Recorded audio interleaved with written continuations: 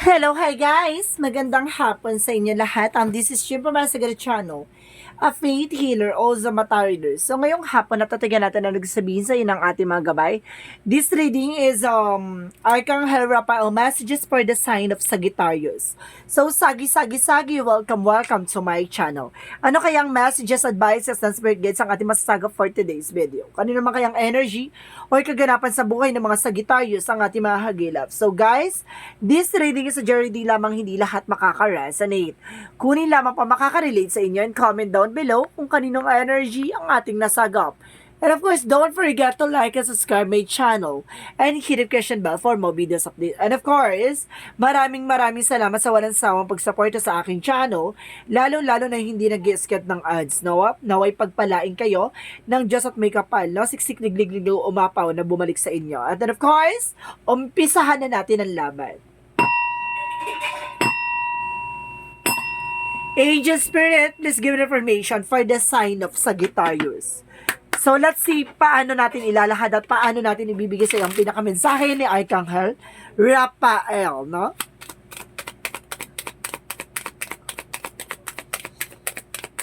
There's a second opinion. Oh, there is a second opinion, ha? And of course, there's an organic food. Some of you, baka may mga nararamdaman ka sa katawan. Baka may mga karamdaman kang hindi mo maintindihan. Of course, there's an organic food. Sinasabi sa'yo dito na kailangan mo ng mga organic, no, na pagkain, inumin. And of course, sinasabi sa'yo dito na makakatulong sa'yo para magkaroon ng maayos, no, ang iyong mga nararamdaman. Kumbaga, meron kasi tayong mga fruits and vegetable na kumbaga makakabuti na for inflammatory, no? Kumbaga makakapag-boost ng immune system natin at the same time para magdagdagan ng calcium and of course ng ating fibers sa katawan. So let's see what is additional messages. And of course, sinasabi din dito guys, no, there's a second opinion, no, kailangan mo na panibagong options or some of you baka nagpapatingin or nagpapagamot, no, at kailangan mo na ng mga second, no, na information at para maiklaro yung mga nararamdaman mo. At the same time, there is do more research. So, see? Talaga sinasabi dito na huwag kang bumase, no, sa isang kumbaga sa isang opinion lang, no? Sa isang information lang na binigay sa'yo. So, ibig sabihin dito, kailangan mo palawakin yung kaisipan mo at palawakin yung mga bagay-bagay. Lalo-lalo na kung wala namang nakitang resulta, no? At talagang tumugma doon sa nararamdaman mo. So, ibig sabihin dito, kailangan mong palawakin ang kaisipan mo at palawakin yung kaalaman mo. So, it's either spiritual or medical or there's physical, no? Kailangan mo magpatingin kung ano man yung mga uri ng karamdaman na nararamdaman mo. So let's see what is additional messages. Paano natin siya i-elaborate at paano natin siya ilalahad sa'yo at paano natin siya hihimay-himayin. So umpisahan na natin. Get more information, Angel Spirit Guides. So ibig sabihin talaga dito, there's the Magician and the Six of Wands, no? Talagang kilaro talaga dito na something na, 'di ba? There's a magician na sinasabi dito na may mga bagay na mapagtatagumpayan mo, no? At malalaman mo yung kumbaga, yun talagang nararamdaman mo. There's a magician. Kumbaga, there's information na tingnan natin kung black energy to, ha? Kumbaga, negative energy ba or kumbaga may gumagawa ba ng hindi maganda? So there's a magician kasi, no? It's either manifestation 'yan. So, there's a manifestation to success, no? Kumbaga, maaaring matutuklasan mo na, no? Ang nararamdaman mo behind the scenes. And of course, there's a Knight of Swords. There's a success driver. Additional messages. There's the Lover's card. Kumbaga, there's a love life, no? Na talagang sinasabi na mayroong kang asawa or mayroong kang partner dito. And of course, there's a Seven of Pentacles. There's an harvest time and of course there's an Queen of Cups. Healing. About sa finances, magkakaroon ka daw ng healing. Na makaka-recover ka na raw. At the same time, what is the Magician? Get more information. Let's see what is the Magician. Ano tong Magician na to, no? Bakit ito'y nasa lumabas to sa cards mo? It's a good or bad. Because there is a Queen of Pentacles. No, ibig sabihin na about sa practicality. No, kailangan maging practical ka pagdating sa finances. So, what is the Six of Wands? And of course, there is Three of Pentacles. Ibig sabihin dito about sa negosyo, trabaho, hanap buhay mo, no? Magtatagumpay ka raw dyan. And of course, there's a Knight of Swords. And of course, there's a Chariot card. Taking action, no? Kailangan, kung gusto mo magtagumpay dito, no? Kailangan mong kumilos, gumalaw. So, what is the Lovers? And of course, there is, oh my God, there is a Three of Swords, there's a third party or something na naiinggit sa partnership nyo or sa inyong mag-asawa, no? Kumbaga meron, kumbaga behind the scene, merong gumagawa ng, kumbaga, inggitera dito, no? So, let's see what is the messages for that. So, dito man tayo sa sabi ng Pentacles, and then, of course, there is a Five of Pentacles. There is a harvest, makaka-recover ka na rin about sa financial loss. So, what is the Queen of Cups? What is the Queen of Cups? My goodness. What is the Queen of Cups? There's a Two of Cups, no? There's an healing about sa partnership. Kumbaga, some of you mukhang nagkaroon ng betrayal before, pero a tendency maaari nagkaayos na kayo. So, let's see what is the Magician.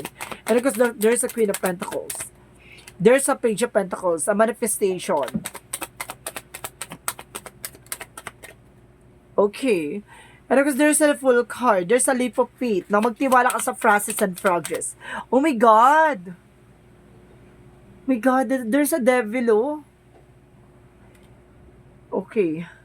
Tingnan natin to. Kumbaga sinasabi dito, there's a, kumbaga magpatuloy ka sa ginagawa mo, no? Para mapagtagumpayan mo to. There's a victory and success dito.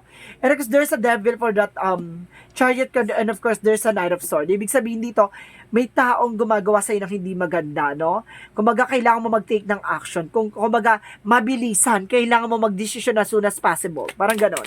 So, what is the Lovers and the Three of Swords? And of course, there is a Page of Cups. There's listen to your intuition.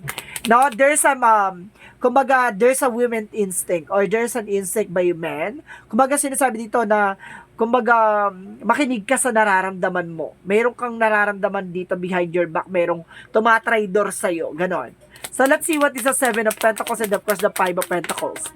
And because there's the World card, no? Some of you, kumbaga baka makakaalis ka na or makakapangibang bansa ka na kasi there's a trouble. At the same time, maaaring makuha mo na yung bagay, no, na para sa'yo. So, what is the Queen of Cups and of course, the Two of Cups? And because there's a Star card, wow, a wish fulfillment. Magkakaroon ka ng healing and of course, a miracle pagdating sa relationship, no? So, gusto ko i-clarify itong a Queen of Pentacles and the Page of Pentacles and the Magician. Tapos ito lang. Bago tayo mag-overall. And of course, there's a Nine of Wands, no? Kumbaga, there's a final push. Ibig sabihin dito, kung gusto mo maisa katuparan, no, yung mga pangarap mo, mamamanifest mo daw yan. And kung kailangan mo maging practical. At the same time, there's a Page of Pentacles, there's a manifestation. Napakalapit mo na sa success, no? There's near from the success. And of course, there's a final push. So, let's see what is the meaning of this. So, Knight of Swords, the Chariot, and the Devil. And because there's an Empress card. Ibig sabihin dito may babaeng naiinggit sa'yo, no? Kumbaga may babaeng, kumbaga, may lihim na naiinggit sa'yo, no? Or baka may lihim na may gusto sa person mo. Gusto ko i-clarify. Isa pa.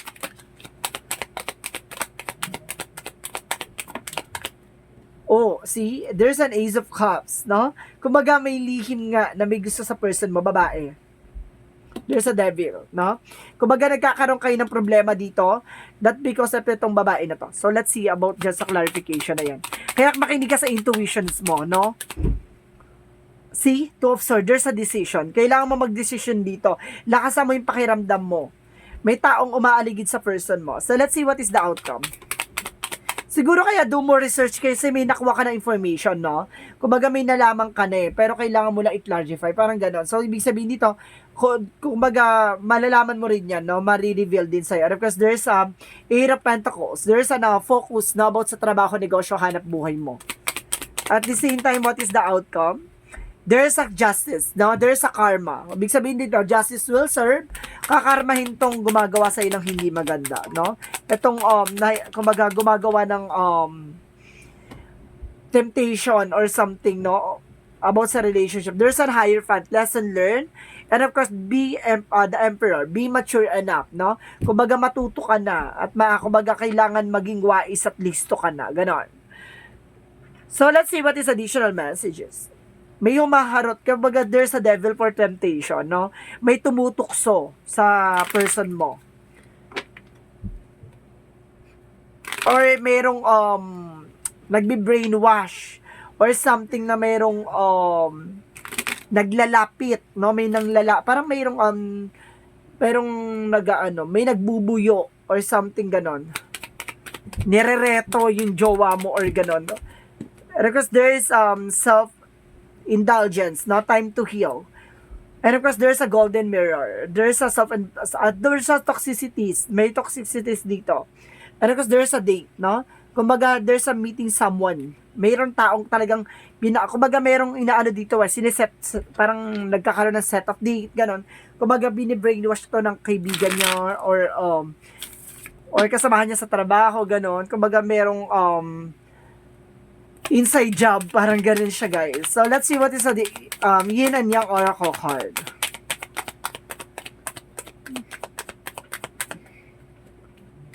I told you, temptation. Di ba may dumutok sa person mo, ti. At the same time, there's a sun card for strength and empowerment, no? Dapat alam mo yung power mo. Alam mo dapat yung grounds mo. At the same time, there's a family. I told you, may babae talaga. May babaeng humaharot dito, no? So, let's see what is additional messages for Archangel Michael.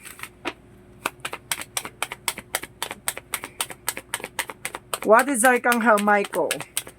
Energy healing works. No, kailangan mo ng energy healing works. So, ibig sabihin, baka may gumagayo mo sa person mo, isa pa yan. Baka there's an energy for healing works. So, ibig sabihin, kailangan mo ng kumbaga meron ditong kumbaga may gumagayo sa person mo. Kumbaga yung pagsasakit ng ulo niya para hindi mapakali or something, it's either you, no? Kumbaga there's a cross watcher out there, no? Kumbaga some of you guys parang sumasakit yung ulo or something na parang balisa, hindi mapakali. Kumbaga nagigising na madaling araw, lagi napapanaginipan yung mga ahas, ganon. Kumbaga some of you talaga meron talagang gumagawa, no? So kailangan mo ng second option. Parang kailangan mo ng pangalawang opinion, no, para ma-clarify yung nararamdaman mo. Bakit ganito, bakit ganyan, 'di ba?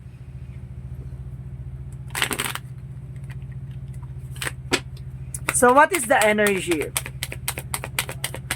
What is the energy? There's a first chakra Archangel Michael. So ibig sabihin kailangan mo ng protection ni Archangel Michael.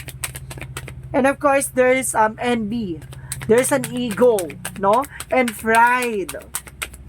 So, ibig sabihin, kumbaga, nagkakaroon siya ng ego at the same time ng pride. And of course, there's a door to personal healing and happiness. Kumbaga, may pintuan nagbubukas para sa'yo sa kagalingan, no? At kaligayahan. So, let's see what is the chakra. Chakra, soulmate. So, ibig sabihin na soulmate connection kayo, no? And there's a joy. Magiging masaya ka dito. At enlightenment, magkakaroon ka ng kaliwanagan dito. At the same time, there's an impatient, no? Some of you nagiging padalos-dalos ka. Kaya, ibig sabihin dito, kailangan maging mahinahon para hindi ka nagkakamali, no? At para hindi kagad mabisto or malaman yung ginagawa mong research, no? So, let's see what is additional messages. And of course, there's crack open, rock bottom, surrender to the alchemy of love. So, ibig sabihin dito, may lamat na, parang ganon. And of course, there's a surrender to the sweetness. So, ibig sabihin dito, double clarification na kailangan mo i-surrender, no? Kay God. And of course, sa ating mga spirit guides. Hilingin mo sa kanila na masolusyonan at malaman mo na kung ano yung mga bagay-bagay at kailangan mo ng mapuntuhan at kailangan mo na matapos, ganon. And of course, make love to life, no? Kumbaga sinasabi sa dito, sabihin mo kay God, and of course, sabihin mo sa ating mga archangel, kung para sa'yo, no? Kung hindi para sa'yo, ialis mo na kagad as soon as possible. Kumbaga may mga taong gustong gumulo sa inyo, kumbaga alisin na, no? Sa landasin mo. And of course, there's a protected. Some of you, sinasabi dito, you are being protected. So what is additional romance angels? And of course, romance angels represent let your friends help you. Ibig sabihin dito, hayaan mo yung mga kaibigan mo tumulong sa'yo, no? Ibig sabihin, magkaroon ka ng parang um, camera, no? Yung parang, di ba, uso ngayon yung CCTV, human CCTV, yung mga marites sa paligid natin, gano'n. Kumbaga sinasabi sa'yo dito na, kumausap ka ng mga kaibigan mo na, kumbaga, magmamatsyag, no? Kumbaga, kung may trabaho yung person mo, silipin ka mo, baka may humaharot o may lumaaligid sa asawa mo, gano'n. Kumbaga, wag ka muna magbibintang ng wala kang, di ba? And because there's a doubt, i-release mo daw yung pag-alinlangan mo para malaman mo yung kasagutan mo. So, what is the Monsology? And of course, sinasabi dito, it's time to take action, no? Oras na para kumilos ka at gumalaw, no? At gawan mo na ng action. And of course, there's a luck is in your side, no? Ang swerte ay nasa sayo. So, let's see what is additional messages. And of course, there's a purification, paglilinis, no? Kailangan mo linisin yung nasa hanay mo. No? And of course, there's a right passage. Makakapasa ka sa hamon ng buhay. Pagdating sa relasyon, sa health, no? Kumbaga sinasabi sa'yo dito na masusolusyonan mo yung mga pinagdadaanan mo. What is the Jesus loving quotes? Oh my God. Sinasabi dito, fear not little flax, for it is of young... okay, ulit. Fear not little flax, for it is your Father, good pleasure, to give you the kingdom. Ibig sabihin dito, kumbaga, huwag kang matakot, no, madapa, huwag kang matakot magkamali, no. May mga bagay talaga na kailangan mong pagdaanan yung mga ganyan. Ibig sabihin dito, na kailangan mong magtiwala sa Panginoon, no. Maaaring may mga pinagdadaanan kang suliranin or mga pagsubok sa buhay mo, pero yan ang way ni God, paano ka palakasin at patibayin, 'di ba? Kumbaga, may mga bagay na kailangan mo munang magkamali para maunawaan mo kung ano yung mga bagay-bagay na sa paligid mo. 'Di ba? Na kailangan mong i-correct or itama, 'di ba? Let's see what is the angel's number. What is the angel's number?